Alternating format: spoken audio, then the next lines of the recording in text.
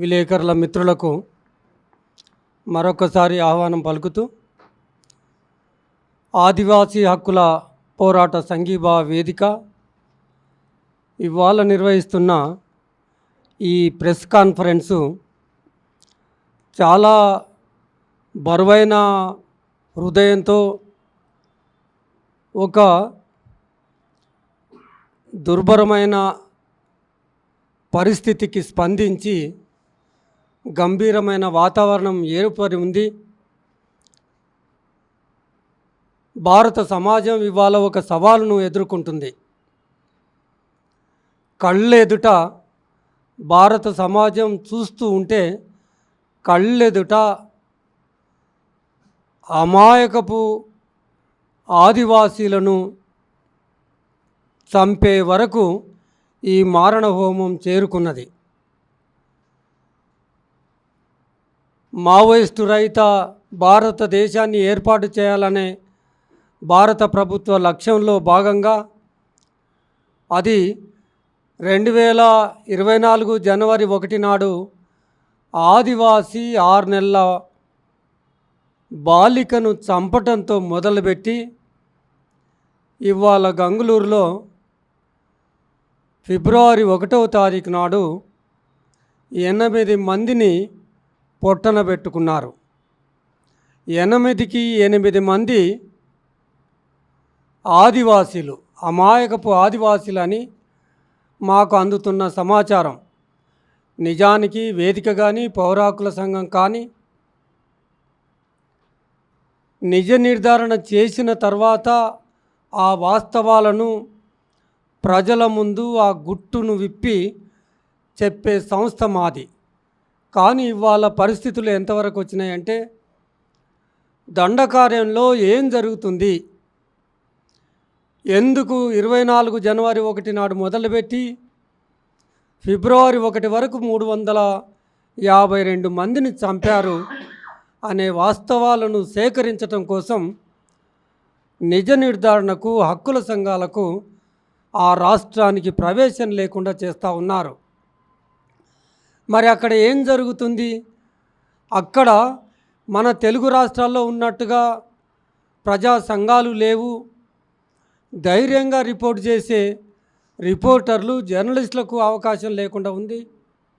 మన కళ్ళెదుట ముఖేష్ చంద్రాకర్ను చంపేసిన వైనం మనకు కనబడుతూ ఉంది. అయితే మరి ఆ వాస్తవాలు ఎట్లా బయటికి రావాలి, ప్రపంచానికి తెలియాలి. అక్కడ నెలకొన్న వాతావరణం చాలా భీకరమైన, భయంకరమైన యుద్ధమని వింటామే కానీ యుద్ధమని నిత్యం చూస్తూ ఉన్నాం. మనం ఊహించుకోవచ్చు యుద్ధం అనే పదానికి అక్కడ ఏం జరుగుతుంది అనేది. 650 క్యాంపులు మోహరించి ఉన్నాయి. లక్షలాది ఆర్మీ సైన్యం అక్కడ ఉంది. సైన్య శకటాలు అక్కడ ఉన్నాయి. కోబ్రాలు ఉన్నారు. సిఆర్పిఎఫ్ బలగాలు ఉన్నాయి. దానికి అదనంగా రాజ్యాంగేతర శక్తి అయిన డిస్ట్రిక్ట్ రిజర్వ్ గార్డ్స్ అనే ఫోర్స్ను కూడా అక్కడ పెట్టి ఉన్నారు. మనం ఇవాళ అడుగుతున్నది ఏంటంటే ఎందుకంతమంది అక్కడ అంతమంది సైన్యాన్ని మోహరించింది ఈ భారత ప్రభుత్వం? ఏంది సాధిస్తున్నది ఏంటంటే భారత పౌరులను చంపుతున్నది. తన సొంత బిడ్డలను చంపుకుంటుందా, తన సొంత భారత పౌరులను చంపుకుంటుందా అని ఒకవైపు సుప్రీంకోర్టు విస్మయం చెందేలా మాట్లాడుతుంటుంది, ఒక ఆవేదనను వ్యక్తపరుస్తుంది. కానీ అక్కడ జరుగుతున్నది బార్డర్ సెక్యూరిటీ ఫోర్స్ ఉంది. సరిహద్దుల్లో ఉండాల్సిన సైన్యం భారతదేశ అంతర్గత భూభాగంలో ఒక్కసారి మోహరించిన తర్వాత వాళ్ళు ఏం చేయాలి? అసలు ఎందుకు మోహరించిండ్రు? ఈ పోలీసు బలగాలను కానీ, అర్ధ సైనిక బలగాలను కానీ, సైనిక బలగాలను కానీ ఎందుకు మోహరించిండ్రు? అక్కడ కనుక నేరస్తులు నీ దృష్టిలో ఉంటే ఆ నేరస్తులను తీసుకొచ్చి, పోలీసుల విధి ఏంటంటే నేరస్తులను తీసుకొచ్చి న్యాయస్థానం ముందు నిలబెట్టేంత వరకు మాత్రమే వాళ్లకు బాధ్యత ఉంటుంది. కానీ నువ్వే నేరస్తుడని ప్రకటిస్తావు, నువ్వే పట్టుకుంటావు, ఏ ట్రయల్ జరగదు, కానీ పనిష్మెంట్ వేస్తావు. ఆ పనిష్మెంట్ మాత్రం క్యాపిటల్ పనిష్మెంట్ వేస్తావు. చంపే అధికారము ఎవరిచ్చారని ఇవాళ అమిత్ షాకు కానీ లేదా కాంగ్రెస్ ముక్త భారత్ అన్న ప్రైమ్ మినిస్టర్కి కానీ కాంగ్రెస్ ముక్త భారత్ అని మొదలుపెట్టి ఇవాళ మావోయిస్ట్ ముక్త భారత్ అంటున్నది. దేన్ని సాధించడం కోసమని ఇవాళ మేము అడుగుతున్నాం. ఒక పార్టీని, ఒక సంఘాన్ని నువ్వు మట్టు పెట్టండి, చంపేయండి, చివరి నక్సలైట్లను కూడా ఎక్కడో పొదలో దాక్కున్నా కానీ బయటికి లాగి ఏం చేయాలి? చంపేయమని చెప్తావా? చంపండి, నరకండి, తుదముట్టించండి అని ఈ పరిభాష ప్రజా జీవితాలతో ముడిపడి ఉన్న ఓ ప్రజాప్రతినిధి ఈ దేశానికి కేంద్ర హోంశాఖకు మంత్రిగా విధులు నిర్వహిస్తున్న హోంశాఖ మంత్రి అమిత్ షా ఆ పదజాలాన్ని ఉపయోగించవచ్చా? ఎంతవరకు పోతుంది? పోలీసులకు, బలగాలకు విపరీతమైన అత్యాధునికమైన ఆయుధాలు ఇచ్చేసి అన్ఆడిటెడ్ అకౌంట్స్ను, ఆ డబ్బును వెదజల్లి ఏంది ఇంప్యూనిటీ? ఆ హత్యలు చేస్తుంటే ఎవరినైనా ఇప్పటికి శిక్షలు వేశారా? మరి ఒకవైపు కోర్టులు ఏం చెప్తున్నాయి? ఎవరైనా సరే ఒక వ్యక్తి మరొక వ్యక్తిని హతమారిస్తే అంతకులు కదా. ఇవాళ జరుగుతున్నదంతా 352 మందిని ఏ బలగాలు చంపేశారో వాళ్ళందరూ చట్టం దృష్టిలో హంతకులు. వాళ్ళను న్యాయస్థానాల ముందు నిలబెట్టకపోగా అమిత్ షా శభాష్ అంటాడు, ముఖ్యమంత్రి జిష్ణుదేవ్ మరింత శభాష్ అంటాడు, అవార్డులు ప్రకటిస్తాడు, రివార్డులు ప్రకటిస్తారు. ఏంది వైనం? భారతదేశంలో ఏం కొరబడిపోయింది? ఎందుకు గొంతులు మూగబడిపోయాయి?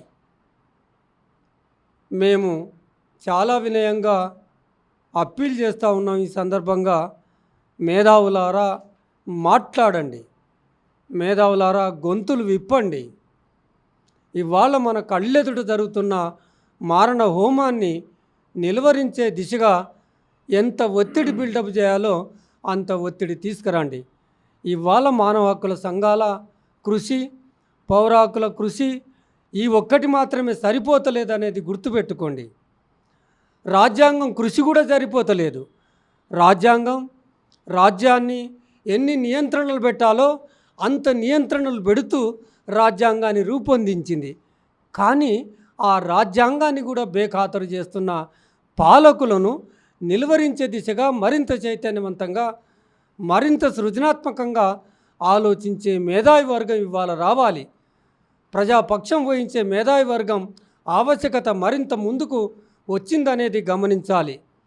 ఇదే సందర్భంలో రాజకీయ పార్టీలను కూడా మేము ఈ వేదిక తరఫున మీకు తెలియజేస్తూ ఉన్నాం. ఏం చేస్తున్నారు ఈ దేశంలో? ప్రజాపక్షం వహించిన వామపక్ష పార్టీలు కానీ, విప్లవ పార్టీలు కానీ, మిగతా రాజకీయ పార్టీలు కానీ స్పందించాల్సిన అవసరము ఇవాళ ఆ ఆవశ్యకత తీవ్రంగా ముందుకొచ్చింది. కనుక రాజకీయ పార్టీలకు మేము చేస్తున్న విన్నపం ఏంటంటే, prioritize what is happening in the Dandakaranya forest.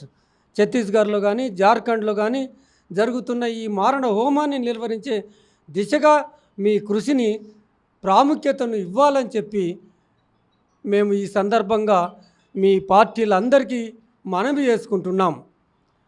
ఈ దిశగా ఈ తెలుగు రాష్ట్రాల్లో ఉన్న అన్ని పౌర ప్రజాస్వామిక హక్కుల సంఘాలన్నీ ఒక వేదికగా ఆదివాసీలను వాళ్ళు చేస్తున్న పోరాటానికి, వాళ్ళ హక్కుల పరిరక్షణకు చేస్తున్న ఆ పోరాటానికి సంఘీభావం తెలిపే దిశగా అన్ని ప్రజా సంఘాలు ఏకమైనాయి. ఈ కృషి ఎక్కడో ఓ చోట ఏమాత్రం మేము పదే ప్రెస్ కాన్ఫరెన్సుల మీద ప్రెస్ కాన్ఫరెన్సులు మీటింగులు, సభలు, ధర్నాలు, ఆందోళన మీద ఆందోళన చేస్తూ ఉన్నాం. ఈ కృషి, ఆ ఒత్తిడి బిల్డప్ కావటం అనేది అది ఈ ఈ భారతదేశంలో ఒక మతం అధికారమై కూర్చున్నది కనుక ఆ ఫాసిజం ముందు, ఆ మతోన్మాదం ముందు సరిపోవటం లేదనేది గమనించి ప్రజలు, ప్రజా సంఘాలు, సృజనాత్మకంగా ఆలోచించే మేధావులు, కవులు, కళాకారులు అందరూ, రాజకీయ పార్టీలు అందరూ ఏకమై ఈ మారణ హోమాన్ని నిలువరించాలని చెప్పి విన్నపం చేస్తూ ముగిస్తూ ఉన్నాం.